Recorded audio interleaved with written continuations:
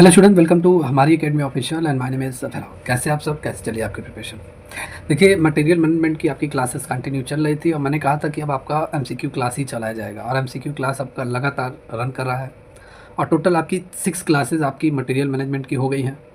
ठीक है, और ये मोस्ट इंपॉर्टेंट क्वेश्चन के सेट्स आपको सॉल्व कराए जा रहे हैं। जितने भी जो प्रीवियस ईयर एग्जाम में आए हुए क्वेश्चन है उस पर मैं डिस्कस कर रहा हूँ। जितने भी हमारे एम्स स्टोर कीपर के स्टूडेंट हैं, आप ही के लिए ये क्लास है, स्पेशल बैच है आपके लिए और इम्पॉर्टेंट है।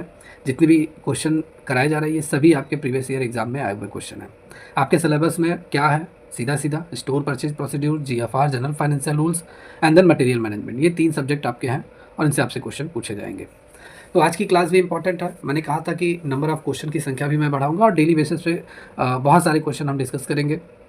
जितनी भी क्लासेस रहती है वो डिटेल में रहती हैं कि एक बार अगर आपने क्लास देखा और एक बार आपने नोट्स अच्छे से पढ़ लिया, सारा चीज़ आपका कॉन्सेप्ट क्लियर हो जाएगा। और बहुत सारे स्टूडेंट का अच्छा रिव्यू आ रहा है। कल भी बहुत सारे स्टूडेंट, जो क्लास वगैरह हुई थी, बहुत सारे स्टूडेंट के अच्छे अच्छे रिव्यू आए थे। सभी को क्लासेस समझ में आ रही हैं। आई होप आप सभी लोग पढ़ते रहिए, मेहनत करते रहिए। ठीक है, बाकी जितने भी स्टूडेंट जो कल बैच ज्वाइन किए हुए हैं और जो आज मॉर्निंग में बैच ज्वाइन किए हुए हैं, आपकी जितनी भी क्लासेस हो चुकी है उनको आप अपना पूरी तरीके से आपके ऐप में क्लासेस अपडेट कर दी गई हैं। ठीक है, जितनी भी क्लासेस हो चुकी हैं, मतलब पिछले काफ़ी दिनों से चल रही है, 1 मंथ से क्लासेस, उन सभी क्लास का आप जाइए, पूरा शुरू से अंत तक पूरा अच्छे से अपना क्लास देख डालिए, कवर कर लीजिए, नोट्स अच्छे से पढ़ लीजिए। ठीक है, और डेली बेसिस पे जो क्लासेस अपडेट हो रही है उनको अच्छे से कवर करते रहिए। मेरे हिसाब से सभी कॉन्सेप्ट आपके जल्दी क्लियर हो जाएंगे। तो चलिए आज की क्लास हम यहाँ पे स्टार्ट करते हैं। जितने भी स्टूडेंट जो इस क्लास को देख रहे हैं, जो अभी भी कहीं पर भी मतलब तैयारी नहीं कर रहे हैं या तैयारी कर रहे हैं, सेल्फ स्टडी में लगे हुए हैं, ठीक है, तो देखिए एम्स, स्टोर कीपर या अदर जितने भी पोस्ट हैं उनके लिए क्लासेस चल रही हैं पूरी तरीके से। एमसीक्यू बेस्ड क्लासेस पूरी चल रही हैं क्योंकि डिटेल में एमसीक्यू कवर कराया जा रहा है। जैसा आप स्क्रीन पे देख रहे हैं, ये बैच है, इंपॉर्टेंट बैच है, आप सभी के लिए स्पेशल एग्जाम बैच है ये बैच आप ज्वाइन कर सकते हैं। हमारी एकेडमी ऑफिशियल ऐप, जो आपको गूगल प्ले स्टोर पर ये ऐप मिल जाएगा, डाउनलोड कीजिए, आपको रजिस्टर लॉगिन करके आप इस ऐप से ज्वाइन हो सकते हैं। मिनिमम फीस के साथ आपको नोट्स और क्लास लेक्चर प्रोवाइड किया जा रहा है और बहुत सारे क्विज सेक्शन भी मैं लगातार अपडेट करा रहा हूँ। क्विज भी आपको मिल रहा है इस बैच के साथ। ठीक है, तो मेहनत करते रहिए, एफर्ट्स लगाते रहिए। कोई भी जानकारी चाहिए इस कोर्स से रिलेटेड तो दिए गए नंबर पर कॉल करके आप जानकारी ले सकते हैं और बैच ज्वाइन करके तैयारी में लग जाइए। चलिए आज की क्लास हम यहाँ पे स्टार्ट करें। फर्स्ट क्वेश्चन है material management MCQ class. Today the first question is the bullwhip. ठीक है, bullwhip effect is supply chain management is characterize by. कह रहा है कि आपूर्ति श्रृंखला प्रबंधन में, मतलब सप्लाई चेन मैनेजमेंट में जो आपका बुलफिप इफेक्ट होता है उसकी विशेषता क्या है, उसकी विशेषता क्या है, करेक्टराइज बाई, उसकी विशेषता क्या है, किस लिए ये उपयोग किया जाता है बुलफिप इफेक्ट मैनेजमेंट। ठीक है, सप्लाई चेन मैनेजमेंट में बुलफिप इफेक्ट क्यों यूज किया जाता है, इसको मैंने पहले भी क्लास में डिस्कस किया हुआ है, यहाँ पे और भी बात कर लेते हैं। स्मूथ एंड फर्स्ट ऑप्शन है प्रेडिक्टेबल डिमांड के लिए, एक्सेसिव डिमांड वेरिएबिलिटी के लिए, या लो इन्वेंट्री लेवल्स के लिए, या शॉर्ट लीड टाइम्स के लिए। मतलब सुचारू और पूर्वानुमान मांग के लिए, अत्यधिक मांग परिवर्तनशीलता के लिए, कम इन्वेंट्री स्तर के लिए, या कम लीड के लिए। तो देखिए बुलफिप इफेक्ट का प्रभाव, इसकी विशेषता क्या है, मतलब अत्यधिक मांग में परिवर्तनशीलता। अगर कस्टमर की डिमांड ज़्यादा हो गई, ठीक है, तो जाहिर सी बात है जो शॉपकीपर रहेगा या सप्लायर जो रहेगा वो ज़्यादा से ज़्यादा अपने पास स्टॉक रखना चाहेगा। ठीक है, तो आपूर्ति से बुलफिप इफेक्ट की जो विशेषता है वो अत्यधिक मांग में परिवर्तन, मतलब कस्टमर की डिमांड में कितना मतलब वेरिएबिलिटी आ रहा है, एक्सेसिव डिमांड वेरिएबिलिटी। ठीक है, option B is the right answer of this question. इसको हम यहाँ पे डिटेल में बात करते हैं। आपूर्ति श्रृंखला में बुलफिप इफेक्ट जो होता है मांग की ज़्यादा परिवर्तनशीलता को दिखाता है, एक्सेसिव डिमांड वेरिएबिलिटी को। सारी चीज़ें मैं यहाँ क्लियर करने की कोशिश करूँगा, आप सभी स्टूडेंट को अच्छे से समझ में आएगा। देखिए सबसे पहले यहाँ बात कर लें सप्लाई चेन मैनेजमेंट में जो बुलफिप इफेक्ट प्रभाव कब आता है। ठीक है, बुलफिप इफेक्ट मतलब बुलफिप प्रभाव कब होता है, तो ये जब तब होता है जब ग्राहक की मतलब कस्टमर, ठीक है, कस्टमर की मांग में छोटे छोटे बदलाव भी पूरी सप्लाई चेन में बड़ी उतार चढ़ाव पैदा कर देते हैं। ठीक है, मतलब कस्टमर की एक डिमांड पे जो सप्लाई चेन मैनेजमेंट है उसमें हर लेवल पे क्या आता है, हर लेवल पे उतार चढ़ाव आता है। समझ में आया? जैसे कस्टमर ने अगर मान लेते हैं किसी प्रोडक्ट की डिमांड कर दी जो मार्केट में काफ़ी डिमांड है कस्टमर की, अब जो सप्लायर है, मैन्युफैक्चरर है, होलसेलर है, ये सब सभी पे इसका प्रभाव दिखाई पड़ेगा। यही होता है बुलफिप इफेक्ट। अगर ग्राहक की मांग थोड़ी सी बढ़ती या घटती है तो आपूर्ति श्रृंखला के सभी स्तरों पर इससे मांग में बड़ी वृद्धि या कमी दिखाई देती है और इसे ही हम बोलते हैं एक्सेसिव डिमांड वेरिएबिलिटी, मतलब अत्यधिक मांग परिवर्तनशीलता कहा जाता है। एक एग्जांपल से हम बात करते हैं, एग्जांपल आपको जल्दी से क्लियर होगा। जैसे देखिए एग्जांपल अगर है, कह रहा है कि अगर एक दुकान पर चॉकलेट की मांग बढ़ जाती है, किसी एक दुकान पे चॉकलेट की मांग बढ़ जाती है तो आपूर्तिकर्ता मतलब जो सप्लायर है वो ज़्यादा से ज़्यादा चॉकलेट मंगवा के अपनी दुकान पे रख लेगा कि नहीं रख लेगा, रख लेगा। तो सप्लायर क्या करेगा, इसे और भी ज़्यादा मांग समझकर सप्लायर ये भी सोचेगा कि भैया आज के लिए तो हमने रख लिया स्टॉक, अभी लगातार अगर 1 महीने में और भी अगर इसकी डिमांड आती है तो मैं क्या करूँगा, तो वो क्या करेगा, और भी ज़्यादा से ज़्यादा वो माँग समझकर, मतलब डिमांड माँगे, सोचेगा कि कस्टमर और भी माँग सकते हैं, तो वो ज़्यादा से ज़्यादा क्या करेगा, स्टॉक ला के रखेगा, मतलब अधिक उत्पादन करता है। अगर वो खुद ही प्रोडक्शन कार्य करता है तो वो अधिक उत्पादन करेगा, जिससे क्या होगा, इन्वेंट्री में अनावश्यक स्टॉक या कमी हो सकती है। भाई जाहिर सी बात है, ज़्यादा प्रोडक्शन कराने से अनावश्यक स्टॉक, मतलब ज़्यादा से ज़्यादा स्टॉक वो रख सकता है या स्टॉक में कमी हो सकती है। यही आपका क्या है, बुलफिप इफेक्ट, यही होता है क्या, बुलफिप इफेक्ट आपका होता है। क्लियर। चलिए next question, in a supply chain management the term vendor refer to. Supply chain management में वेंडर कौन होता है, वेंडर किसको रिप्रेजेंट करता है, तो वेंडर मतलब हम सभी लोग पढ़ते आए हैं क्या, विक्रेता को ही तो हम लोग वेंडर कहते हैं, एंड कस्टमर को वेंडर नहीं कहते हैं, रिटेलर नहीं, सप्लायर या सेलर को हम लोग वेंडर बोलते हैं। ठीक है, वेंडर मतलब विक्रेता, विक्रेता हम किसे बोलेंगे, जो हमारा सप्लायर होता है या जो सेलर होता है उसे हम अपना बोलते हैं वेंडर, उसी को ही रिप्रेजेंट करता है supply chain management. C is the right answer of this question. देखिए यहाँ डिटेल में बात कर लेते हैं। विक्रेता का मतलब आपूर्तिकर्ता या विक्रेता होता है, मतलब वेंडर का मतलब जो होता है वो सप्लायर या सेलर होता है। ठीक है, C is the right answer of this question. जैसे आपूर्ति श्रृंखला में जो वेंडर होता है वो वह व्यक्ति या कंपनी होता है, कोई भी व्यक्ति भी हो सकता है वेंडर, या कोई कंपनी भी होती है, कंपनी भी तो माल सेल करती है, तो जो सामान या उत्पाद बेचती है वो आपका वेंडर आपका होता है। या सप्लायर या सेलर हो सकता है, जो उत्पादों को मैन्युफैक्चरर और खुदरा विक्रेता, खुदरा विक्रेता मतलब कौन, होल सेलर या रिटेलर, ठीक है, को सप्लाई करता है। तो सप्लायर या विक्रेता वो व्यक्ति हो सकता है जो अपने प्रोडक्ट को, मतलब निर्माताओं या खुदरा विक्रेता को सप्लाई करता है, तो वो आपके होते हैं। जैसे यहाँ एक ऑप्शन से देखिए, एक एग्जांपल से देखिए, अगर एक कंपनी जो है जो मोबाइल फ़ोन बनाती है, मतलब एक कंपनी मोबाइल फ़ोन बना रही है, तो जो कंपनी, कोई भी अदर कंपनी जो उसे कच्चा माल मतलब रॉ मटेरियल जो भी प्रोवाइड करेगा, जैसे क्या क्या, स्क्रीन, बैटरी, चिप्स, जितनी चिप वगैरह जो मोबाइल में लगती है, ये सारी चीज़ें जो सप्लाई करती है वो क्या होंगी, सेलर होंगी, मतलब विक्रेता, वेंडर आपकी होंगी। समझ में आया? जैसे ये ए कंपनी ये मोबाइल बना रही है, अब ये जितना भी रॉ मटेरियल खरीद रही है बी से खरीद रही है, तो बी क्या हो गया, बी ही आपका वेंडर होगा, सप्लायर होगा, सेलर होगा आपका। समझ में आया? तो C is the right answer of this question. Next question है, what is the primary focus of logistics component in supply chain management. तो logistics component supply chain management में क्या होता है, सप्लाई चेन मैनेजमेंट में रसद घटक का प्राथमिक फोकस क्या है, प्राइमरी फोकस, ये भी मैं डिस्कस कर चुका हूँ इससे पहले, लेकिन यहाँ और भी अलग तरीके से ये क्वेश्चन बनाया गया है। जैसे एक क्वेश्चन अलग अलग तरीके से भी बनाए जा सकते हैं, जिससे आपके एग्जाम में आए तो आपको कोई प्रॉब्लम ना हो। तो logistic component supply chain management में मैनेजिंग कस्टमर रिलेशनशिप को फोकस करता है। प्राइमरी फोकस इसका जो है कस्टमर के, मतलब कस्टमर से क्या, संबंधों का प्रबंधन, मतलब मैनेजिंग कस्टमर रिलेशनशिप, या मैक्सिमाइजिंग प्रोडक्शन एफिशिएंसी, मतलब उत्पादन दक्षता को अधिकतम करना, या आपका एफिशिएंट मूवमेंट ऑफ गुड्स, मतलब माल की कुशल आवाजाही, या आपका फाइनेंशियल मैनेजमेंट, मतलब आपका क्या, वित्तीय प्रबंधन। ठीक है, तो देखिए सप्लाई चेन मैनेजमेंट में जो रसद घटक का, मतलब लॉजिस्टिक कंपोनेंट्स का जो प्राइमरी फोकस होता है वो माल की कुशल आवाजाही, मतलब एफिशिएंट मूवमेंट ऑफ गुड्स, मतलब माल सही तरीके से सप्लाई हो सके, ठीक है, जहाँ पर भी भेजना है, ठीक है, इस पर ज़्यादातर फोकस करता है लॉजिस्टिक कंपोनेंट। तो C is the right answer of this question. इसको और डिटेल में बात करेंगे। सप्लाई चेन मैनेजमेंट में जो लॉजिस्टिक का मुख्य फोकस होता है, माल को एक स्थान से दूसरे स्थान तक कुशलता, मतलब सही तरीके से पहुँचाना। इसमें क्या क्या शामिल होता है, इसमें सामान के परिवहन, मतलब क्या, परिवहन मतलब ट्रांसपोर्टेशन, भंडारण मतलब स्टोरेज, पैकेजिंग या डिस्ट्रीब्यूशन मतलब वितरण, ये सभी कार्य क्या होते हैं, शामिल होते हैं, ये सभी फंक्शन शामिल होते हैं आपके लॉजिस्टिक्स कंपोनेंट्स में। ठीक है, जिससे उत्पाद को सही समय पे सही जगह पहुंचाया जा सके। तो ये इसका लॉजिस्टिक्स कंपोनेंट का ये आपका क्या है, प्राइमरी फोकस है। ठीक है, प्राइमरी फोकस है आपका। तो यहाँ इस हिसाब से आपका क्या हो जाएगा, C is the right answer of this question, efficient movements of goods. चलिए नेक्स्ट क्वेश्चन, और यहाँ पे थोड़ा मैंने सभी के लिए एग्जांपल बना दिया है, क्योंकि एग्जांपल आपको अच्छे से समझ में आएगा। जैसे देखिए, अगर कोई कंपनी क्या करती है, कपड़े बनाती है, तो वो लॉजिस्टिक डिपार्टमेंट से, मतलब रसद विभाग से यह सुनिश्चित करती है जो रॉ मटेरियल है, ठीक है, कच्चा माल फैक्ट्री तक पहुँचे, और अगर कच्चा माल फैक्ट्री तक पहुँचेगा तो तैयार कपड़े दुकानों तक सही समय पे पहुँचेंगे। जैसे सही समय पे पहुँचेगा रॉ मटेरियल, तो हमारा जो फिनिश गुड्स है, मतलब तैयार जो कपड़े हैं, वो दुकानों तक सही समय पे पहुँचेंगे। तो यही इसका प्राइमरी गोल्स होता है, मतलब एफिशिएंट मूवमेंट्स ऑफ गुड, मतलब माल की कुशल आवाजाही। नेक्स्ट क्वेश्चन है, which of the following is a benefit of effect supply chain management.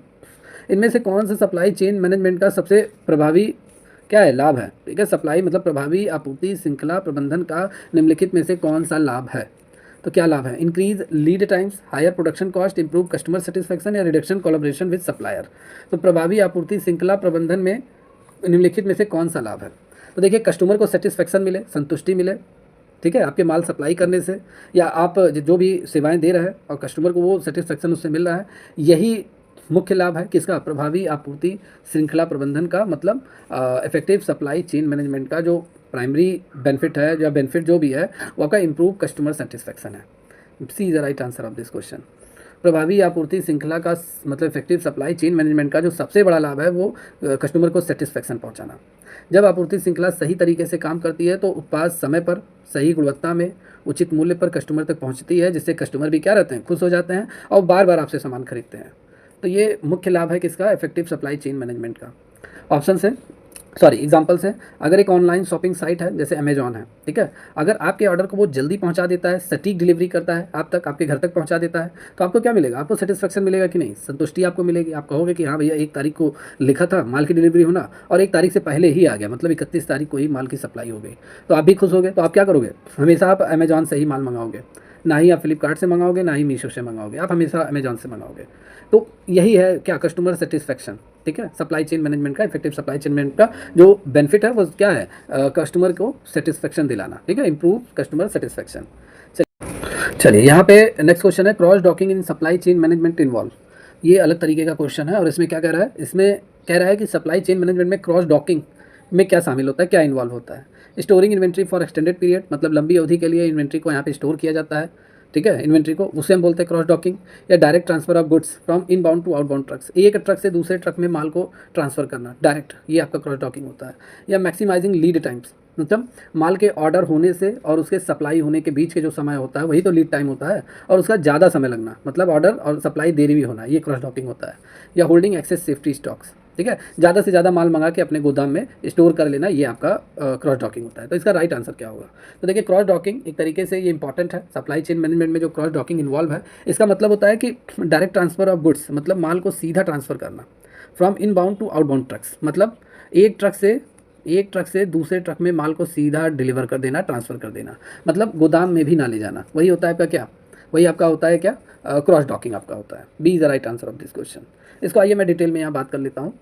तो देखिए क्रॉस डॉकिंग आपूर्ति श्रृंखला प्रबंधन की एक प्रक्रिया है, मतलब सप्लाई चेन मैनेजमेंट का एक प्रोसेस है जिसमें माल को एक ट्रक से दूसरे ट्रक में सीधा क्या करते हैं हम लोग, ट्रांसफ़र करते हैं, बिना इसे गोदाम में स्टोर किए हुए।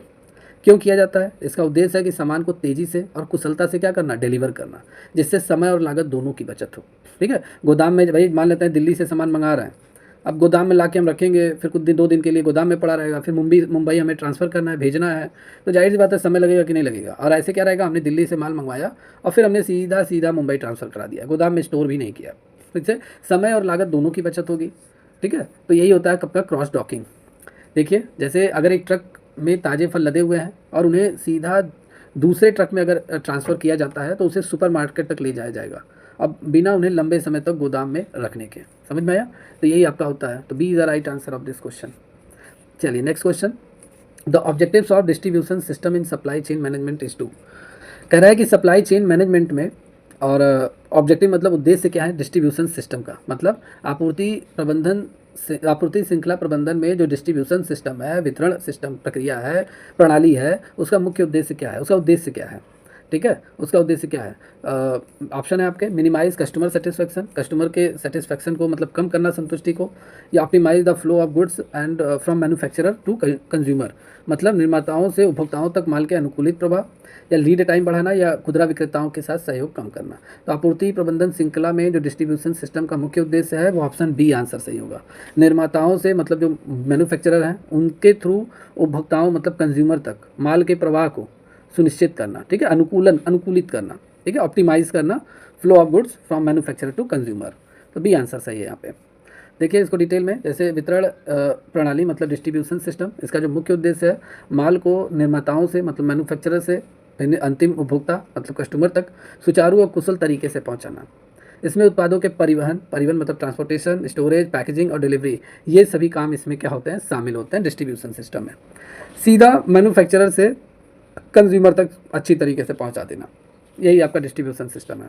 एग्जाम्पल से देखिए, जैसे एक कंपनी है मोबाइल फ़ोन बनाती है और उसकी वितरण प्रणाली यह सुनिश्चित करती है कि ये मोबाइल सही समय पे दुकानों और कस्टमर तक पहुँचे, ठीक है, वो इसका मुख्य उद्देश्य होता है डिस्ट्रीब्यूशन सिस्टम का। इस मोबाइल कंपनी का जो डिस्ट्रीब्यूशन सिस्टम यह सुनिश्चित करती है कि मोबाइल सही समय पे दुकानों पे पहुँचे, कस्टमर को तक पहुँचे। जैसे अभी एक नई मोबाइल मान लेते हैं, रियलमी का लॉन्च हुआ, अब ये आज लॉन्च हुआ है तो एक दिन बाद ही लगभग सभी स्टोर पे ये मोबाइल पहुँच जाए, ठीक है।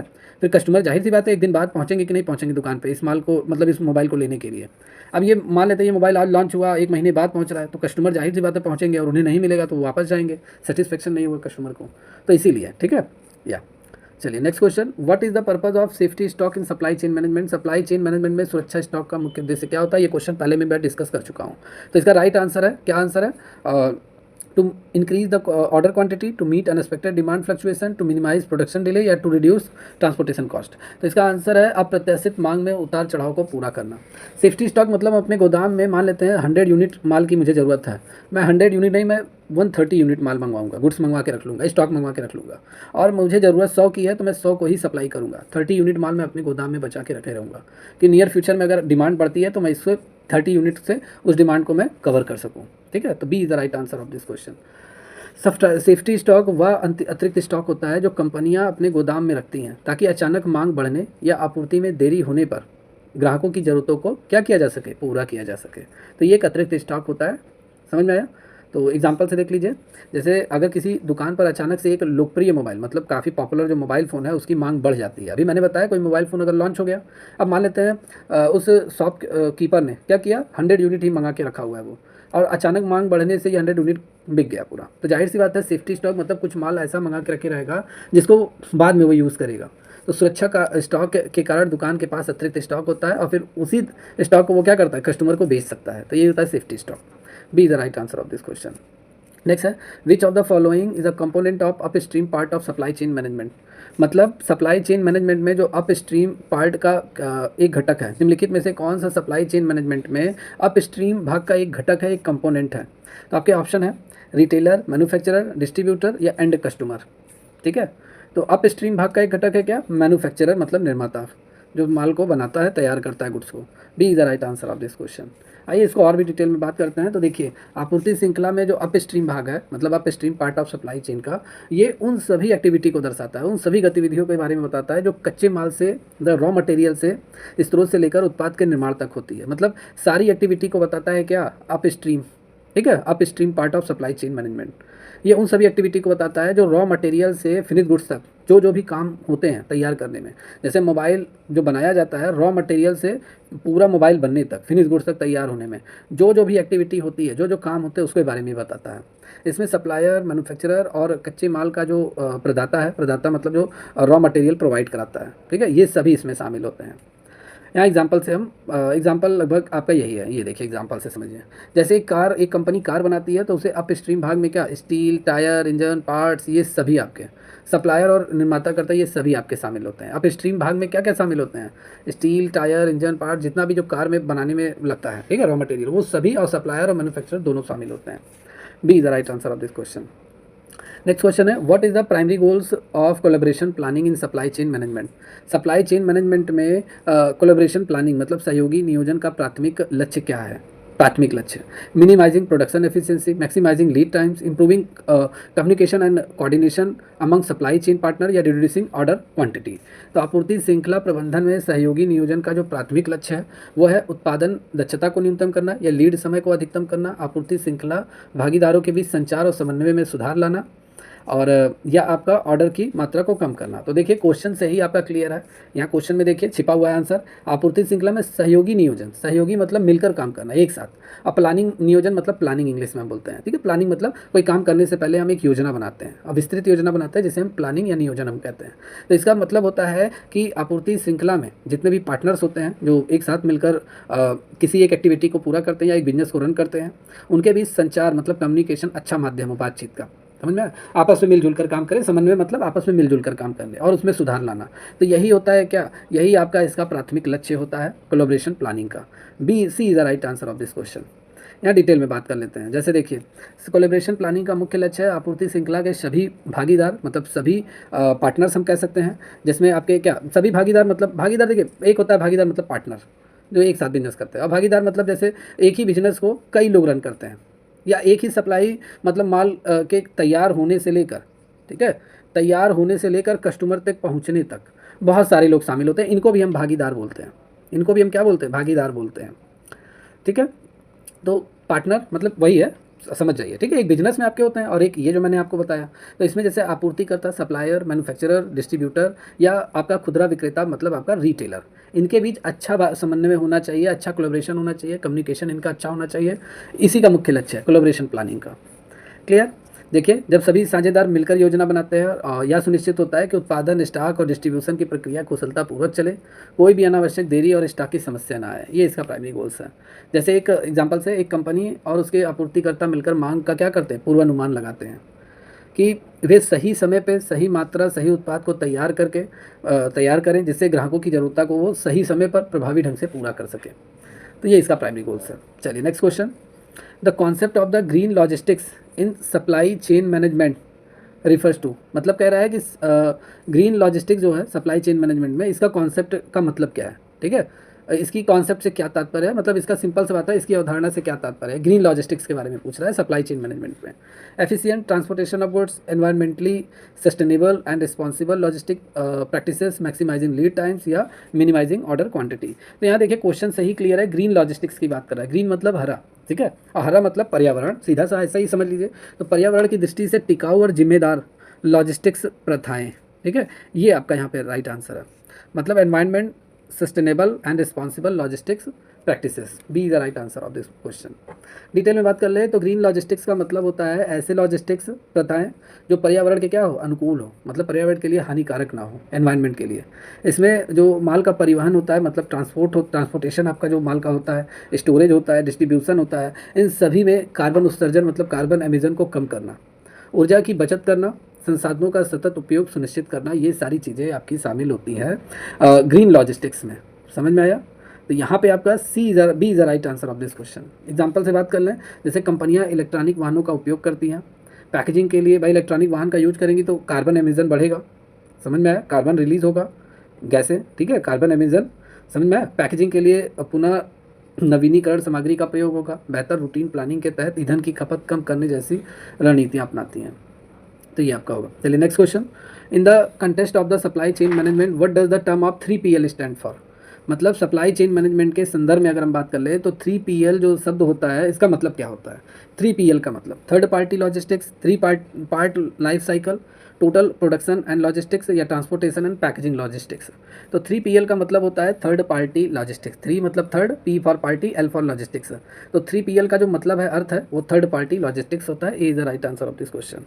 क्या होता है इसको भी बात कर लेते हैं। तो थर्ड पार्टी लॉजिस्टिक्स, इसका मतलब है कि कोई कंपनी अपने लॉजिस्टिक्स कार्य जैसे क्या क्या, जैसे परिवहन हो गया, ट्रांसपोर्ट हो गया, गोदाम प्रबंधन हो गया, ठीक है, स्टॉक मैनेजमेंट, या आपका ये आपका हो गया स्टॉक मैनेजमेंट और डिस्ट्रीब्यूशन को किसी विशेष अन्य लॉजिस्टिक्स सेवा प्रदाता को सौंप देती है। मतलब अदर कोई थर्ड पार्टी है उसको प्रोवाइड करा देती है।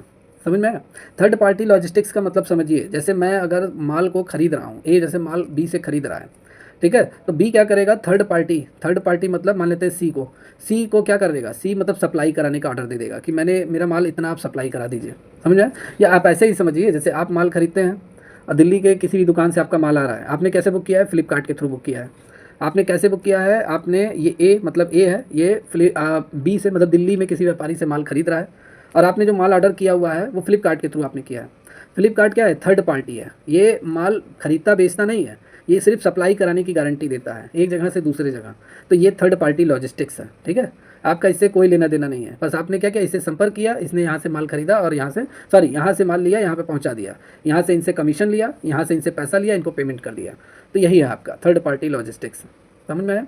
जैसे एक ऑनलाइन शॉपिंग कंपनी एग्जांपल से देखिए, अपने उत्पादों की डिलीवरी खुद नहीं करती है, वह 3PL कंपनी को यह काम सौंपती है, जैसे जो पैकेजिंग से लेकर डिलीवरी तक सभी लॉजिस्टिक कार्य संभालती हैं। जैसे एक मैंने फ्लिपकार्ट वाला बताया, वो भी एग्जांपल आपके माइंड में होगा, और दूसरा एग्जांपल ये भी आप देख लीजिए।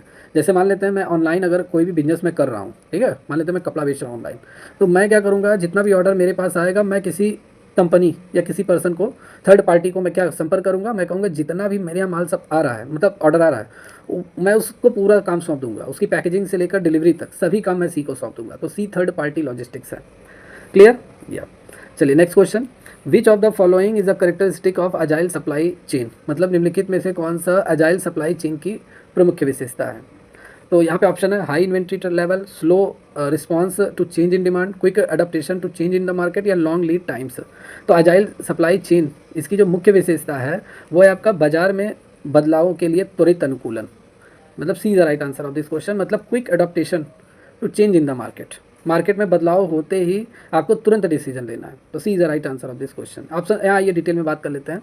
तो अजाइल सप्लाई चेन इसकी जो मुख्य विशेषता है, जैसे बाजार की मांग में बदलाव और ग्राहकों की ज़रूरतों के अनुसार क्या करना, तेज़ी से अपने आप को ढाल लेना या तेज़ी से अनुकूलित होना। इसका मतलब है कि सप्लाई चेन आपूर्ति श्रृंखला लचीली होती है, जल्दी से उत्पादन, वितरण और इन्वेंट्री में बदलाव कर सकती है।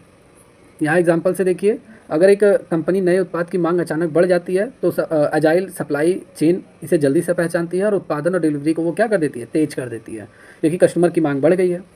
चलिए नेक्स्ट क्वेश्चन है, the goal of demand driven supply chain management is to, कह रहा है मांग संचालित आपूर्ति श्रृंखला प्रबंधन का लक्ष्य क्या है। Maximize production cost, minimize collaboration with supplier, align production and distribution with actual customer demand, या इंक्रीज लीड टाइम। तो मांग संचालित आपूर्ति श्रृंखला प्रबंधन का लक्ष्य है, क्या लक्ष्य है, ऑप्शन सी, मतलब उत्पादन और वितरण को वास्तविक कस्टमर मांग के साथ क्या करना, संरेखित करना। C is the right answer of this question, मतलब अलाइन करना production and distribution with actual customer demand. Actual customer demand मतलब जो कस्टमर जिसकी मांग है, वो प्रोडक्शन और डिस्ट्रीब्यूशन इन दोनों को अलाइन करना, एक साथ संरेखित करना। C is the right answer of this question. देखिए यहाँ पे हम बात कर लें, मांग संचालित आपूर्ति श्रृंखला मतलब demand driven supply chain management, इसका जो मुख्य लक्ष्य है उत्पादन और वितरण को वास्तविक ग्राहक मांग के साथ मेल करना। इससे यह सुनिश्चित होता है कि उत्पादों का उत्पादन केवल तब किया जाए जब उसकी आवश्यकता हो, जिससे अनावश्यक स्टॉक और लागत की क्या होती है, बचत होती है। एग्जाम्पल से बात करें, अगर किसी कंपनी को पता चलता है कि ग्राहकों को किसी विशेष उत्पाद की मांग बढ़ रही है, तो वह क्या करेगा, उस उत्पाद का उत्पादन मतलब प्रोडक्शन और डिस्ट्रीब्यूशन उसी के अनुसार वो क्या करेगा, एडजस्ट करेगा। तो यही आपका होता है demand driven sell supply chain management. चलिए next question, C the right answer of this question. Next question है, in material management the linkage with production is primarily focus on, मतलब कह रहा है मटेरियल मैनेजमेंट में, सामग्री प्रबंधन में उत्पादन के साथ जुड़ाव मुख्य रूप से किस पर केंद्रित होता है। तो ये उत्पादन दक्षता को कम करना, सॉरी ये आंसर है इन्वेंट्री स्तरों मतलब इन्वेंट्री लेवल को क्या करना, अनुकूलित करना। ठीक है, मतलब B the right answer of this question, optimize inventory level, मतलब सप्लाई मटेरियल मैनेजमेंट में जो लिंकेज विद प्रोडक्शन ये जो फोकस करता है मुख्य तौर पर ऑप्टिमाइज इन्वेंट्री लेवल को ये अनुकूलित करता है। B the right answer of this question. यहाँ डिटेल में बात कर ले, मटेरियल मैनेजमेंट में उत्पादन के साथ जुड़ाव का मुख्य उद्देश्य इन्वेंट्री लेवल को अनुकूलित करना, यानी यह सुनिश्चित करना कि सही मात्रा में सही समय पर सामग्री उपलब्ध हो, इससे उत्पादन में देरी नहीं होती और लागत भी कम रहती है। क्लियर, या जैसे एग्जांपल बात कर लें, अगर एक कार निर्माता कंपनी है, अपनी असेंबल लाइन पर समय पर स्टील और टायर चाहिए, तो मटेरियल मैनेजमेंट यह सुनिश्चित करता है कि इन्वेंट्री बहुत ज़्यादा ना हो, ना ही बहुत कम हो, जिससे उत्पादन प्रक्रिया सुचारू रूप से चलती रहे। चलिए next question, how does effective material management contribute to production efficiency, मतलब प्रभावी सामग्री प्रबंधन उत्पादन दक्षता में कैसे योगदान देता है। प्रभावी सामग्री उत्पादन प्रबंधन उत्पादन दक्षता में कैसे योगदान देता है। ठीक है, इफेक्टिव मटेरियल मैनेजमेंट कंट्रीब्यूट कैसे करता है, मतलब प्रोडक्शन एफिशिएंसी में, उत्पादन दक्षता में, लीड टाइम बढ़ाकर, उत्पादन लागत को कम करके, आपूर्तिकर्ताओं के साथ सहयोग को कम करके, या ऑर्डर मात्रा को मतलब क्वांटिटी को बढ़ाकर। तो देखिए इसमें उत्पादन लागत को कम करके, B the right answer of this question.